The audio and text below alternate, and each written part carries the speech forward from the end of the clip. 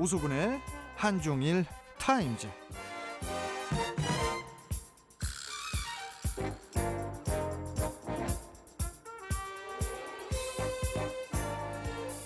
급박하게 변해가는 한중일 동북아 정세를 이해하기 쉽게 풀어주는 분이죠.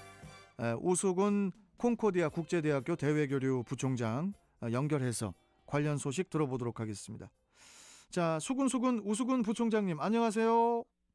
안녕하십니까. 우수근입니다. 저 불렀습니까? 웬일이십니까? 예, 뭐 일이 있어서 불렀대요. 예, 아니 어떻게 잘 보내셨어요? 네, 아이고, 이 벚꽃이 벌써 져가지고 마음이 좀 안타깝습니다. 아니 벚꽃이 그래도 많이 이렇게 만개에 있는 것 같기도 하던데 보니까. 제가 마음에 여유가 없었나 봅니다. 잘 즐기지 못했는데 오늘 방송 끝나고 좀 즐겨야겠습니다. 그러니까요. 참 그래도 봄이 좋은 게 물론 이 황사나 미세먼지 때문에 괴롭지만은 이 봄꽃 때문에 그래도 좀 삽니다. 예, 봄꽃 예. 보면서 위로가 되는 것 같기도 합니다. 예. 네, 자, 그나저나 우리 부총장님, 일본 이야기를 좀 먼저 좀 해야 될 것 같은데 네, 일본 국민의 절반 가량이 스가 총리죠. 스가 요시히데 총리가 그 올 9월 30일 임기 종료 시점에 맞춰서 그냥 물러나기를 바라는 것으로 나타났다고 해요. 이 일본 국민 여론이 이렇게 나쁘게 된 이유가 이게 뭐라고 보십니까? 부총장님께서는? 네, 참 안타까운데요. 어떻게 생각하면 비운의 총리였다라고 역사에 기록될 수 있을 것 같은데, 비운의 총리. 네, 말씀하신 것처럼 일본 국민 47%가 연임에 반대하고 있고 17% 정도는 당장 그만둬라 아이고. 라고 하고 있는데요. 그 이유는 두 가지 정도 크게 얘기한다면요. 첫 번째, 코로나19. 일본이 코로나19에 대처하는 방법이 정말 너무 좀 안타깝지 않았습니까? 너무 우왕좌왕하고 리더십도 없고 또 후생 노동성, 우리의 보건복지부에 해당되는 후생 노동성이 너무 비대한 조직이라서 과단한 리더십이 아니면은 잘 듣지 않는 그래요. 그런 것까지 왔거든요. 그러니 지금 1년 단기 총리 입장에서는 리더십을 발휘하기 쉽지 않았기 때문에 결국 어찌됐건 코로나19의 영향을 가장 많이 받았고요. 또 하나는 그 자제들이 스캔들에 막 결부되게 했습니다. 그 스가 총리의 아들을 말씀하시는 그렇습니다. 거죠? 네. 아들이 다니는 회사에서 자기들에게 어떤 이권을 조금 더 편리를 좀 봐달라는 그런 식이겠죠.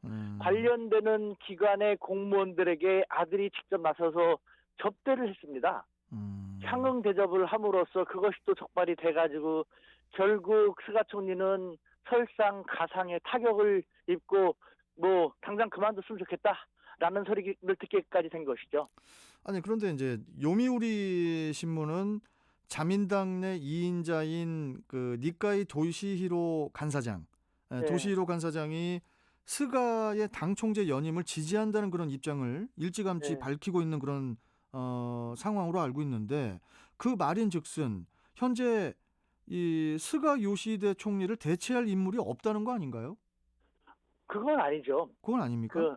여기서 니카이 상의 니카이 씨의 자기의 야심, 자기의 그렇게 말할 수밖에 없는 어쩔 수 없는 입장이 드러나고 있는 것인데요. 사실 스가 총리를 만든 사람은 니카이 씨입니다. 아, 그래요? 네, 자민당 간사장이라는 것은 자민당에서 사실상 가장 높은 자리에 있는 사람이거든요. 자민당의 총리, 즉 자민당의 총재, 제1당의 총재가 일본에서는 총리가 되기 때문에 지금은 자민당의 총재, 즉 스가 총리가 스가 총재가 그렇죠. 총리가 되고 네. 그러면 자민당에서 남은 1인자는 결국 간사장입니다. 그러면은 니카이 간사장이 이제 총리가 될 가능성이 큰 겁니까?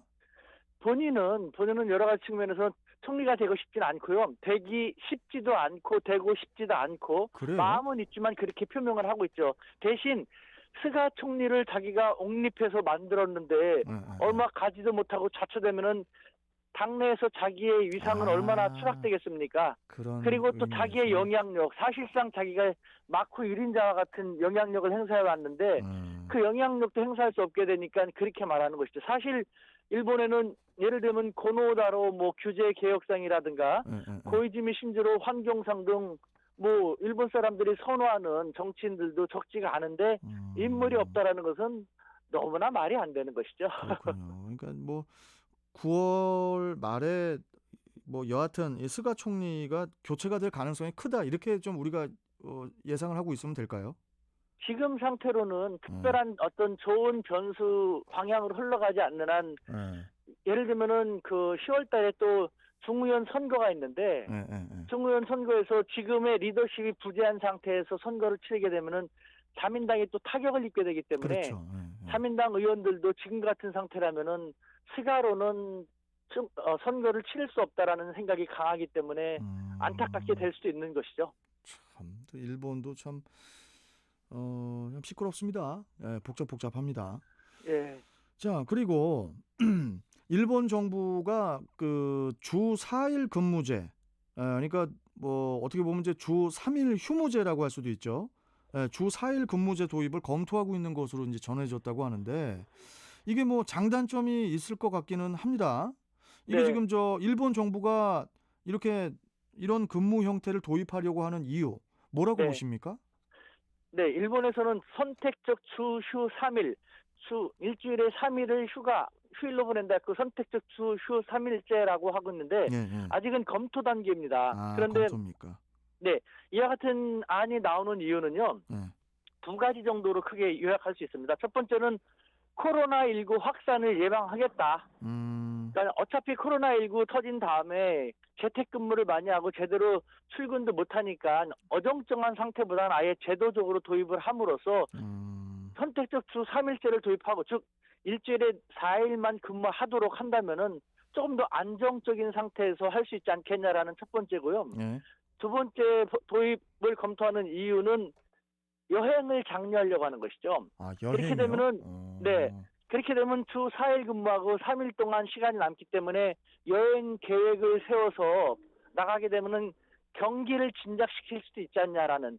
그래서 실질적으로 대도시 지역에서 이 주 선택제 3일제를 도입하고 그 지방으로 여행을 가면은 다양한 인센티브를 제공하는 안도 적극 검토되고 있는 것으로 알려지고 있습니다. 그래요. 그러니까 뭐 쉽게 얘기하자면은 월, 화, 수, 목요일 일하고 금요일부터 그냥 금토일 이렇게 그냥 쉬어도 된다 뭐 이런 이야기네요. 그렇습니다. 네. 그럼 뭐 여행 가는 사람들도 많아지겠네요. 네, 그것도 지금 노리고 있는 것이죠. 자, 그리고 이거는 무슨 얘기예요? 그 중국 정부와 공산당이 이게 지금 중국 얘기인데 중국 정부와 공산당이 신장산 면화를 불매하는 패션 브랜드에 대해서 역불매 운동을 계획하고 성공을 자축했다. 이런 보도가 나왔는데 네. 자, 뭐 역불매 운동을 계획하고 성공을 자축했다. 이게 지금 무슨 내용입니까? 네, 뭐 아주 간단한 겁니다. 그러니까 그 서구 사회에서는요, 그 중국의 신장 위구르 자치지 구역에서 면화를 많이 생산을 하는데 노동력을 착취한다, 인권 탄압을 통해서 면화를 저렴하게 생산해서 판매하고 있다. 신장 위구르 지역에서 라는 그런 확인되지 않은 그와 같은 사실이 드러났고 그래서 서구의 예를 들면 H&M이라든가 나이키라든가 아디다스와 같은 굴지 글로벌 기업들은 중국 신장산 면화를 구매하지 않겠다. 불매운동을 하겠다라고 했습니다.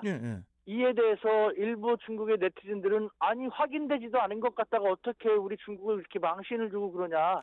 그렇다고 우리는 너희 제품 사지 않겠다 해서 이들 제품에 대해서 불매운동을 하기 시작했고 그걸 갖다가 중국 정부는 옳거니 하는 생각에 물론 겉으로 드러나지 않고 확인되지 않았습니다만 자 우리 인민들이 자발적으로 이렇게 하는 거니까 우리는 어쩔 수 없어 하면서도 한번 뒤에서 어느 정도 서포트하면서 좀 중국을 좀 괴롭히는 국가들이나 기업들에 대해서 인민들이 스스로 나서는 것을 우리도 조금은 도울 필요가 있지 않을까라는 그런 식으로 개입하지 않았나라는 그런 것이죠. 하지만 아직 확인되지는 않은 것이죠. 아니 근데 뭐 미국과 유럽연합 그리고 이제 영국 뭐 캐나다 등 뭐 이런 나라에서 신장에서 인권 탄압이 자행이 됐다고 이렇게 뭐 중국에 이렇게 좀 제재를 이렇게 가한 걸로 알고 있는데 이게 지금 신장산 면화가 이게 어느 정도입니까, 이게? 네, 그 세계 시장의 뭐 40% 이상을 뭐 차지한다라는 그런 보도도 있는데요. 아, 그래요? 하지만 그 국가 간 어떤 문화라든가 노동 강도의 기준이 다르기 때문에 비롯되는 것일 수도 있다는 생각이 들어요. 일단은 신장에서 우이구르 자치지역에서 어느 정도 인권 탄압이 일어나는지 확인되지 않았는데, 음. 예를 들면은 중국을 비롯해서 아직도 뭐 저개발 국가 같은 경우에는 뭐 주 52시간 제도 같은 것이 도입되지도 않고 생각하지도 않고, 오히려 근로자들이 초과 수당을 더 많이 원해가지고 하루에 10시간, 14시간까지 근무하고 휴일에도 나와서 근무하는 걸 자처하는 왜냐면은 사람들도 적지 않거든요. 돈을 더 벌려고 그러는 거거든요, 힘들어도. 예, 그러니까 예. 그런 분들이, 우리도 이전에 그랬지 그렇죠. 않습니까? 예.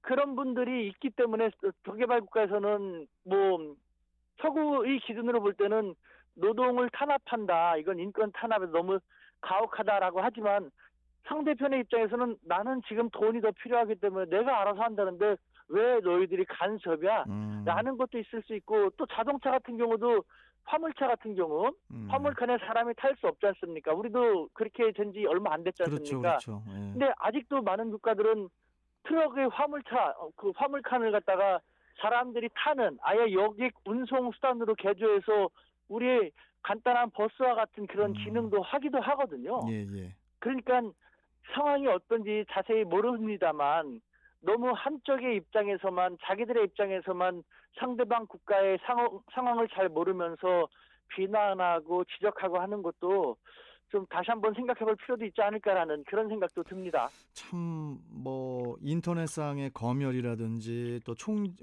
또 통제라든지 제재, 이게 뭐 중국이 또 뭐 인구가 너무 많다 보니까 사회 경제적으로 또 말도 되게 많은 것 같습니다. 예, 뭐 여러 나라에서도 여러 얘기가 있고. 자, 뭐 일본, 중국에 대한 이야기 또 뭐 계속 우리 우 부총장님하고 이야기를 나눠야 되니까요. 오늘 말씀은 여기까지 좀 듣고 또 뵙도록 하겠습니다. 고맙습니다. 네, 감사합니다. 예. 자, 지금까지 우수근 콩코디아 국제대학교 대외교류 부총장과 함께 했습니다.